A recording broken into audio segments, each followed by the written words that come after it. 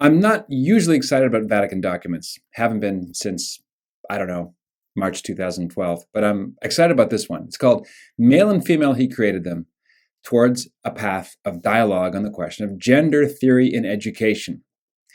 Yes, I'm excited. It was published this week by the Congregation for Catholic Education. That's a special dicastery or congregation devoted to catechesis around the world. And there's some great stuff in this document. It's written with logic, it uses concise language, it builds a case, and it frames the whole question against the last 50 years or so of increasing social confusion about sex and gender and even human nature itself. It's very well written, mostly. The fact that it's so clear is very distressing for people like Father Jim Martin, the pro-LGBT Jesuit, whose reaction to the document was to say, quote, "Gender theory is a notoriously slippery term," unquote. No, it isn't. Why do dissenters always say that clear teaching is slippery, but they rejoice when slippery teaching gets proposed, like the teaching of Pope Francis mostly? Do you notice that? No, this document called gender theory a cultural and ideological revolution, unquote. So here's some highlights. It's only 50-some paragraphs, so it's quite easy to read. It defines the bad view of the family that leads to this definition from new sexual theories of the 20th century. It gives a summary of the erroneous political debates that arise from ideologies like gender ideology, which is confusion about the difference between sex and gender. It says that sex is a matter of biology, that it's rooted in the union of soul and body. Remember the Aristotelian hylomorphic unity, body and soul? Remember, the percentage of people actually afflicted with transgenderism is only 0.6% of the US population. That's about half of 1%. And yet it controls the whole cultural narrative of how we're supposed to think about these things. Now, there's one problem passage. Quote, "The programs dealing with formation in affectivity and sexuality offered by the Catholic Centers of Education must take into consideration the age group of the students being taught and treat each person with the maximum of respect." It goes on. "This can be achieved through a way of accompanying that's discreet and confidential, capable of reaching out to those who are experiencing complex and painful situations." It goes on. Now, I'm saying this is bad because I don't think this is a great part of it. "Every school should make sure, therefore, that it's an environment of trust, calmness, and openness, particularly where there are cases that require time and careful discernment," unquote. Now, I'm sorry, but this sounds much more like the work belonging to parents.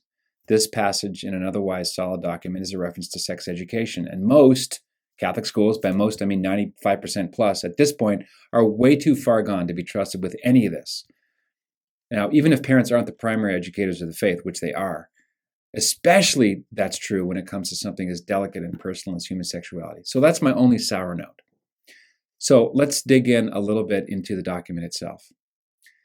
Quote, "Ideologies of gender also seek to assert themselves as absolute and unquestionable, even dictating how children should be raised, and thus preclude dialogue," unquote. Now that's interesting because this is an inverted use of the term dialogue. I don't have a lot of respect for the term dialogue when it comes to approaching other religions and alien ideologies as recommended by the Second Vatican Council and after that.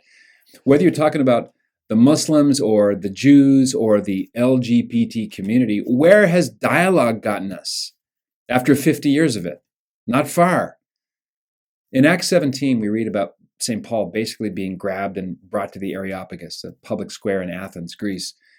He gives the speech about the tomb of the unknown God and reminds, the whole thing in Acts 17 reminds me of the dialogue approach. St. Paul presents some ideas. He says that God is the one in whom we move and have our being, and he doesn't really light a fire in these people. They scoff at him.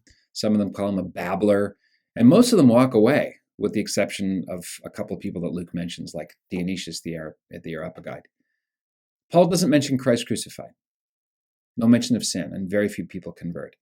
This document, however, frames dialogue in a slightly better way. It says, there's a path to dialogue which involves listening, reasoning, and proposing. Now that's a much stronger way to approach the idea of dialogue. It's not anywhere near the strong language of popes before, say, 1960. But if you read the encyclicals of Pius IX or X or Pope Leo, any of the Piuses in the 20th century, it's almost a different religion. Previous popes wrote in masculine, fatherly ways. Now, fathers are zealous to protect their kids, like good shepherds are zealous to protect their sheep from the wolves. But this Vatican document, I have to say, blames the gender ideologues for not dialoguing. It's hilarious. They're saying that rather than Catholics have to continually dialogue and do a better job, which we've been exhorted to do for 2 generations, this document blames the gender ideologues for not dialoguing enough, which is a nice change up, I think. Here's a few more quotes. I'm normally allergic to reading, but I want to get this in front of you and get your comments below in the YouTube channel here. Quote, now this is a direct quote from Persona Hermana. This is the Declaration on Certain Questions of Sexual Ethics from 1975. I would say that most of the documents that are cited in this Vatican document on gender ideology are not really from Pope Francis. There's a couple of Amoris Laetitia references, but it's really from John Paul II and from previous Congregation of the Faith documents, which are very clear, very unambiguous. Here's one. Quote, in fact, it is from their sex that the human person receives the characteristics which on the biological, psychological, and spiritual levels make that person a man or a woman, and thereby largely condition his or her progress toward maturity and insertion into society. My only comment about this or complaint about that passage is that it uses so-called inclusive language. I can tell you right now that the original quote was man and he generically, but I hope it's still clear. They just kind of bowdlerize it. But the point is that the human person receives characteristics that are inborn. They're given. They're a gift. And those gifts largely condition your destiny. See, biology is destiny. That's why the whole document is called Male and Female, He Made Them. Not male and 56 different possibilities, according to Facebook, He made them. Here's another one. Now, that was quoted inside the document, but it's a reference in the footnotes to Persona Humana, the 1975 document. Here's another one. From the point of view of genetics, male cells, now these are all fighting words. Male cells, which contain XY chromosomes, differ from the moment of conception from female cells with their XX chromosomes. That said, in cases where a person's sex is not clearly defined, it is medical professionals who can make a therapeutic intervention. He's talking about the very rare cases of hermaphroditism. In such situations, parents cannot make an arbitrary choice on the issue, let alone society. Instead, medical science should act with purely therapeutic ends and intervene in the least invasive fashion on the basis of objective parameters, and with a view to establishing a person's constitutive identity, unquote. Male and female, He made them. Here's another one. Quote, over the course of time, gender theory has expanded its field of application. At the beginning of the 1990s, its focus was upon the possibility of the individual determining his or her sexual tendencies without having to take into account the reciprocity and complementarity, those are bad words, of the male-female relationships. Male and female? What? Nor of the procreative end of sexuality. So gender theory is disruptive to the male and female complementarity and to the procreative end or purpose of sexuality. One of the headings in the document is called Points of Agreement. Here's a sample. From the whole field of writing on gender theory, there have, however, emerged some positions that could provide points of agreement with the potential to yield growth in mutual understanding. And they mentioned one here. For instance, educational programs on this area often share a laudable desire to combat all expressions of unjust discrimination, a requirement that can be shared by all sides. Yep, I can get along with that. Unjust discrimination, bad thing. This has brought a certain rigid status quo, delaying the necessary and progressive enculturation of the truth of Jesus' proclamation of the equal dignity of men and women. Yes, agreed. Men and women are equal in dignity. It's a point we should emphasize. Then there's another heading called points of criticism. This is section 19. Quote, gender theory, especially in its most radical forms, speaks of a gradual process of denaturalization, that is a move away from nature and towards an absolute option for the decision of the feelings of the human subject. In this understanding of things, the view of both sexuality, identity, and the family becomes subject to the same liquidity and fluidity that characterize other aspects of postmodern culture, often founded on nothing more than a confused concept of freedom in the realm of feelings and wants or momentary desires provoked by emotional impulses and the will of the individual, as opposed to anything based on, wait for it, the truths of existence.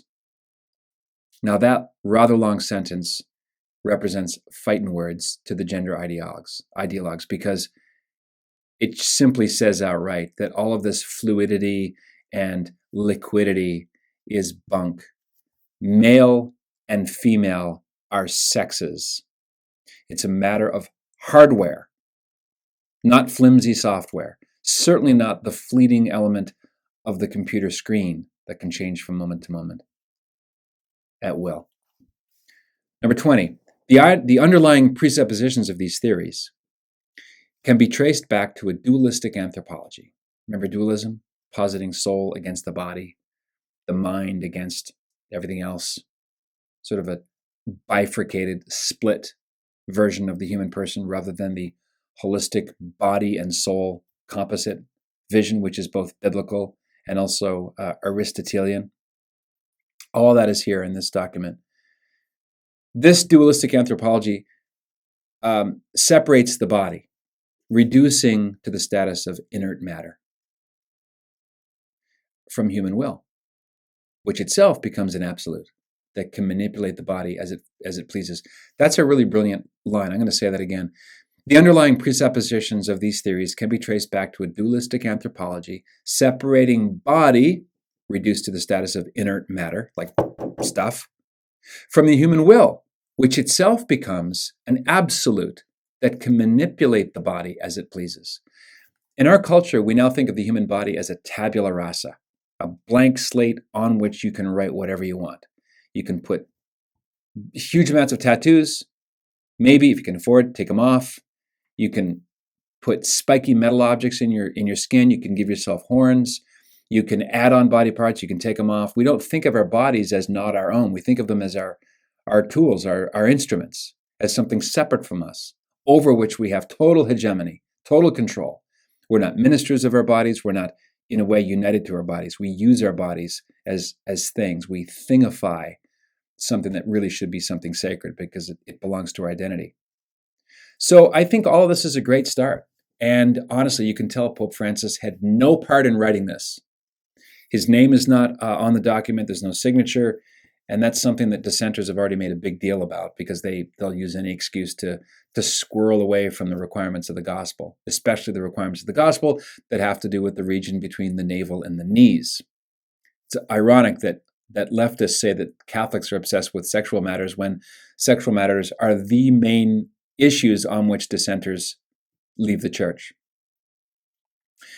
It was published under this pontificate, however, and that's a great thing. I have to give credit to the writers and to the prefect of this congregation. I'll put his name and contact down below in a link so you can see a little bit more about where this came from. So while he didn't write it, Pope Francis certainly would have approved the idea of it.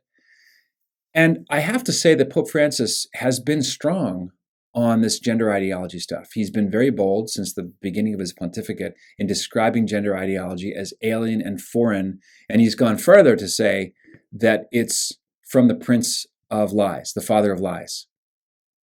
I don't know of any pope in recent history who's talked more about the devil. And in the case of Pope Francis, tied the activity of the devil to the confusion around male and female, masculine and feminine. So I have to give the authors credit. Now, the left are not happy about this document already. As Rush Limbaugh himself, commented this week in his monologue, when the left have left Pope Francis, so to speak, this is a disaster for them. I mean, this is a disaster of apocalyptic proportions. Be a saint. What else is there?